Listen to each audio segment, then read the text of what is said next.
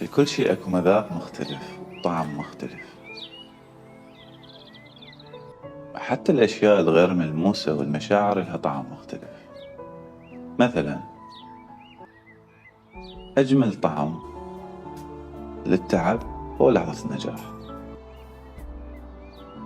وجسدت هذا الموضوع بيت من قصيدة صورة التخرج أقول بيه: شمحلات التعب من تنجح وترتاح، هاي اللحظة لسنين انتظرناها. فأتمنى كل شخص تعب على نفسه حتى يوصل للنجاح أنه يتذوق التعب بهاي الطريقة.